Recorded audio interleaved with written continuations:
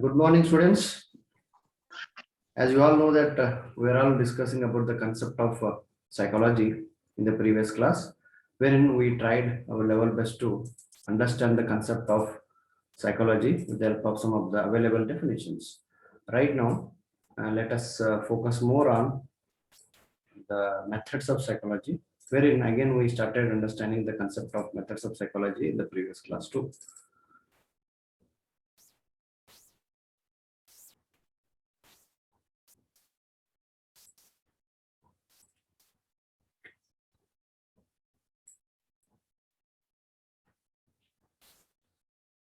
Yes, students. In the previous class, I have discussed about introspection method and even observation method. So let us try to move on to the next element today. So the third method of psychology that we need to study in the present class is about the scientific method, and it can be called with another name called, I think, experimental method. Students, it is one of the very innovative as well as most desirable as well as reliable methodology which is available in the field of psychology, I can say. The name, as the name itself indicates, it is one of the method of psychology which will form a critical thinking based on some of the careful techniques as well as controlled observation. Okay, as for terminological name consider, as I said, a scientific, the other name scientific method is experimental method.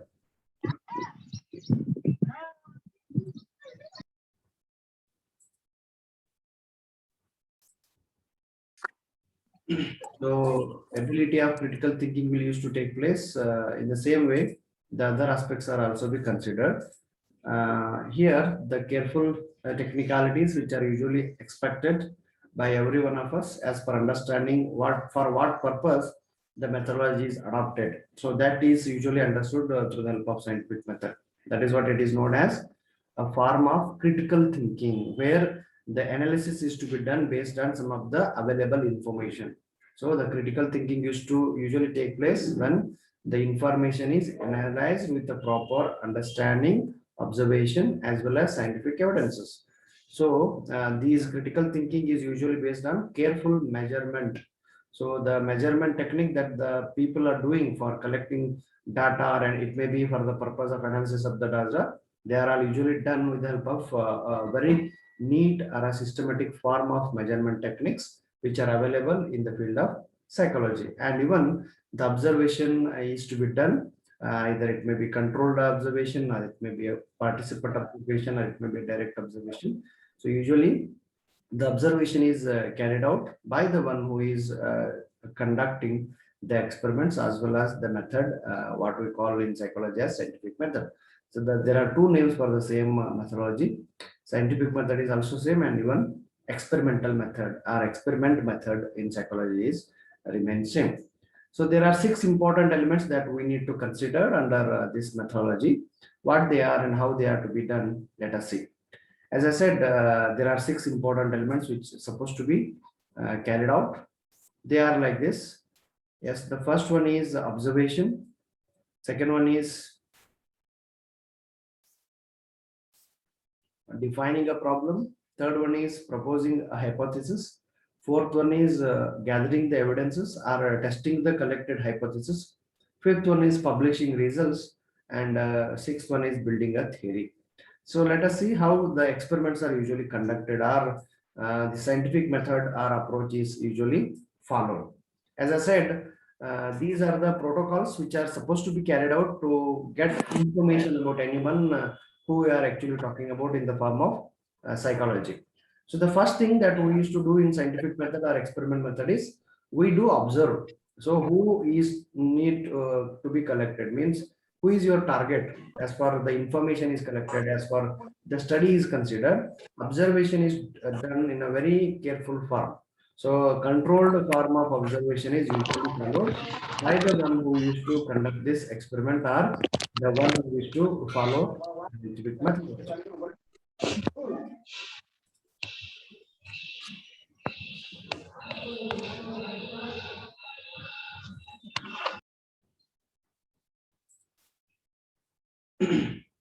Next is defining a problem after observation.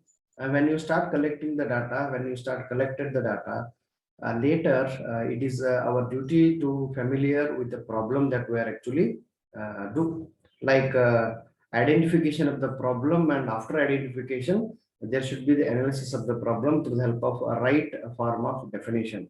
So what problem or what aim or objective you used to have in your mind as to get the information. So defining a problem will become important element for this particular phase. So first is observation is to be done very keenly. So, okay, so that every information is to be received. So after observation, we will define the problem. So what we need to actually do. Okay, what is the area of observation? What is the area of experiment that need to be conducted? Like that, we start defining the problem. Next is we will try to form some of the hypothesis based on the defined problem. After identification of the problem, after defining the problem, next step that we used to do in experiment is experimental method or scientific method is we do go for proposing some of the hypothesis. So usually these hypotheses are to be tested by some of the experts, expert or educationists who are actually experienced in the field of conducting experiments as well as the scientific methodology. So after forming or proposing hypothesis, again it is our duty to gather the evidence or information. Testing the hypothesis will be done. So observation, next is defining the problem, proposing the hypothesis. So the proposed hypothesis information is to be tested. Okay, it should be evaluated. The evidences should have to be collected. So information is to be collected or gathering the evidences as well as testing the hypothesis is usually done. And after hypothesis testing is done, definitely we'll go for publication of the results. What all we expected and what was the result, everything is to be analyzed. If I am targeting for 10, if I got 10 number or whether I got only 7. If I got 7, why I got 7. If I got 10 out of 10, why it was happened. So everything need to be analyzed by publication of the results. So this is how the scientific method is usually done. After that, if there are any chances of improvisation, the same is to be done with the help of a new theory. These are the 6 solutions. These are the 6 activities which are usually done by every one of us in the form of what I can say experimental method or scientific method. Observation, defining the problem, proposing hypothesis, evidence collection, or testing those hypotheses, publication of the result, and building a theory. So these are the 6 important elements which usually we follow in which method? Scientific method. Next is the element 4th methodology, which is known as clinical method. Okay, which is somewhat related to you people. So this method is primarily used for what? Collecting the detailed information on the behavior problems as well as maladjusted cases. So when you are talking about a person's personality, as for the conditions where a person is admitted in the hospital, the same elements are need to be identified before identification of the disease or any problem or issues. There must be some chances of understanding the problems related to their behavior. So primarily the major concern of clinical method, why should we adopt this method in the field of psychology, is as to collect detailed information about the behavior problems of the patient who is admitted in the hospital, the behavior problems of maladjusted as well as deviant cases that you used to come out, that you are going to meet every now and then in the hospitalization. So the main objective of clinical method is to study every individual case or cases of group to detect and diagnose their specific problems. So the main intention of clinical method is you are trying to follow this method as to get individual information in a detailed form. So individual cases need to be studied individually. You cannot mix up everybody's problem with somebody, isn't it? So everyone have their own potentialities. Everyone who are admitted in the hospital, they are actually suffering with some of the issues. Say for example, if there are 500 people who are admitted in KIMS Hospital, Hubballi, all 500 patients' condition will not remain same. You need to study them individually. Some of them are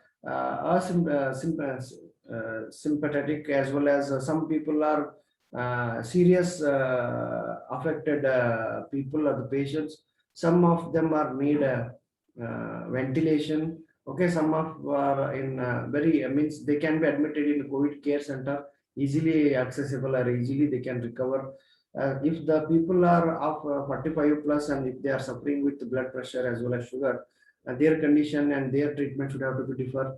So based on the physiological condition, you need to give the treatment for the same disease. Though all the members whom we are talking now are suffering with the same condition, but the treatment should have to be differ because you need to study individually. That is what clinical method suggests. So when you start collecting the detailed information about individual case or cases of group only to detect as well as to diagnose their specific problems, what are the specific problems every individual who are admitted in the hospital are suffering from. And once you come to know the individual issues and the problems, then only you can suggest therapeutic measures as well as to rehabilitate them in their environment. If you start giving everybody the same treatment, you will not get the success, they will not be recovered soon. So every time, whenever you used to admit or whenever you used to talk with the patient's behavior, you need to study them individually. Though they are suffering with the same disease, but everybody have their own potentialities as per their physiological condition is considered as well as psychological conditions are considered. So that from that point of view, there is a need of understanding every individual in the society. So because every individual is differ with other, as they are surrounded by the heredity as well as environment, there are some issues, there are some problems which will not seen in the others. So that whenever you need to understand somebody through the help of clinical method, you need to study them in detail by collecting their individual information in the detailed form, so that that will help you to give the right form of treatment. So even it has involved some of the steps or techniques which are supposed to be followed by every one of us in the same form. First of all, there may be the chances of conducting an interview, means a casual form of conversation where do you get the right type of detailed information about the patient that you are actually talking about. Next is through the help of interview, if it is not possible for you to get the information, you can get the information thoroughly. So information gathering can be done. Next, like scientific method, the hypothesis need to be formulated. If the person is suffering with this, these are the causes, like that the hypothesis need to be formulated. Next, you need to diagnose the problem. You may guess, okay, you may have some imagination, but you may be right or sometimes you may be wrong. So to assess that, you need to diagnose. Like that, you used to give some test. So scanning and other elements you used to give as to know blood test and other things. So based on the test result, you are going to get that what actually the patient, from which disease the patient is suffering from, or in which condition the patient's status is. So everything should have to be understood, not only based on the observation, but even by the result of the tests which are available in front of us. So that also that can also be done. So once diagnoses are made by you people, then you start giving the right type of treatment. So there may be the chances of planning a treatment program for the people.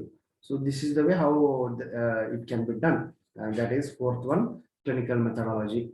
So it involves interview, information gathering, hypothesis formulation, diagnosis, which are usually made, and finally you should have to start a plan which is according to the needs of the patients. Next is case study. This is the fifth important identification which is usually done in the field of psychology as a form of method. Okay, so case study is again one of the important, as I said, important technique or a methodology which is used in psychology subject as to know the individual person in detail. So even there may be the chances of missing some elements in the clinical methodology, but those problems or issues should have to be reached, and those problems are usually overcome by with the help of case study, I can say. So case study is in-depth study of a subject that you are talking about. So here we are going to get the detailed information about the one whom we are calling as the subject in this particular phenomena. It is in-depth analysis of a person, or it may be sometimes about group, or it may be about any phenomena what we are all talking about. So a variety of techniques are usually employed, including the personal interviews, so using some of the psychometric tests, okay, maybe with the help of direct observation, or maybe the collected information. Archival means which is already stored in the form of history, which are usually followed. So the archival records are also will help us to study a person's personality in a very detailed form. So that also can be done. So we may collect, there may be the variations in collecting the data, but the thing is, for any you may use any sort of technique, like sometimes you may have some formal type of interviews where to collect the data, that also can be done. Or sometimes if the problem or the issues are very serious which cannot be easily observable, there you can conduct some test and you can get the idea. Sometimes by direct observation only you will get the information, or sometime you need some of their ancestor, means their ancient history, like if the age of the person is 10, so till the age of 10 what all problem that he met as far his diseases as considered, whether this disease was for the first time he witnessed, or since birth only he is facing this problem. If he is facing since birth, what are the medicines he took, or what type of treatments he took, from where whom he took the treatment, like that everything need to be analyzed. So that is what usually done in the case history or case study. So case studies are most often used techniques or methods in psychology, especially in clinical research, as to describe the rare events, okay, as well as the condition of the subjects. If the problem is very common, usually we will not go for case study. If there are very exceptional cases, okay, so usually in psychiatric session the case study method is usually used as individual problems are considered. So the way how he thinks or she thinks, the way he or she is talking about, the way he or she used to express the emotions, everything need to be analyzed so neatly as well as in the disciplined form, so that the problems maybe what I can say get solved through the help of right type of treatment is considered. So case study is specially used in education psychology. So indeed deals with many problems of the learner. So usually we do use this technique in the field of education as to know some of these elements, like why the students are showing lack of interest in the learning. Okay, if most of the students are not joining the online classes, if I wish to know that, I may conduct a case study. So there may be different reasons, okay, they are not interested towards online class, they are not interested in classes only, they have some family pressure or family work, maybe network issue, like that. If you start questioning, you will get the information. So for what reason you are conducting a case study, usually in the process of teaching learning, or in the field of education psychology, we do use such kind of techniques as to get more information about the subject. Like these are the some listed problems. For these problems usually we do conduct what I can say case studies, like for what all reason the students interest is very lack as far learning is considered, why the students used to behave so aggressively, why, what are the causes for aggressive behavior of the student, why do they daydream, okay, ಹಗಲುಗನಸು ಯಾಕೆ ಕಾಣ್ತಾರೆ, poor academic performance, these students usually perform very poorly, why this is done every time in the same form. So that can also be done. Emotional problems, social problems of the learner, okay, empathetic understanding, or if you wanted to know the problem, find the problem also, you can conduct the case study. If you wish to establish a rapport between the teacher and the student in the classroom, what need to be done, what not need to be done, those things should have to be studied, as well as the type of treatment which is actually needed for the learner's perspectives are considered, so that those all areas are to be covered under case study. And the sixth one is a correlation method, which is again used for the purpose of understanding some of the issues somewhat related to statistics. When there is a comparison between two or more variables, correlation method is used. Hardly this method is used for behavioral elements and all, but this is somewhat again important method only, I can say, which is somewhat helpful for everybody who are working in the field of psychology, I can say. The correlation method involves systematically measuring the relationship between two or more variables. When you are talking a person's personality or behavior with one, if say for example, right now there are 85 members in the classroom. So all 85 members learning phase is not going to remain same. Everyone who are there in the class right now, you have your own phases of learning, you have your own potentialities. When I do compare person A with person B or C, I need to use the correlation methodology. So in what manner person A is good, in what manner person B is good, in what manner person C is good. What are the competencies of person A, B, C? What are the competencies of person A, B, C? What are the negatives of the areas that need to be improved in among the person A and B as well as C? Like that, everything need to be analyzed. Okay, so when you have the idea about two or more people in a particular group, so usually the correlation method is to be considered. It is not only meant for two or more people. If there are two or more variables, if you are talking about a person's personality, how his behavior is, how disciplined he is, how is the communication. So discipline, communication, behavior, if these three elements are need to be studied of a person called person A, so when there are three elements, the correlation method is to be conducted. So usually there may be positive correlations and negative correlations. We have statistical evidence for this. The data need to be collected. When the data is inserted in the correlation method, the same table statistical analysis will do some of the analysis which will help us to know that whether it is a positive correlation or whether it is negative correlation. Okay, like that we can do some of the correlation methodology in the field of psychology.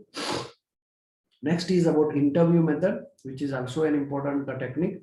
Right now, due to its wide usage, interview method is very popular. Usually for the psychological researches, we do use interview method in a very large form. So in this manner, what we do is we directly we may have direct or face-to-face contact between the investigator and the subject. If I wish to conduct an interview with you people, out of 85, I may call one person as to know what are his or her behavior. Okay, what is his name or her name, background about the issue or the subject. So like that, face to face, one to one sitting and so there is a face to face contact between the investigator or the subject. Here the interviewer, the one who is to conduct the interview, is to be known as interviewer. Here the interviewer or the investigator usually asks the questions to the subjects, and he or she used to record the answers which were given by the subject. So that collected data will help him or her to get the right type of decision. So it has been the interview has been and is still being used in all kinds of practical situation.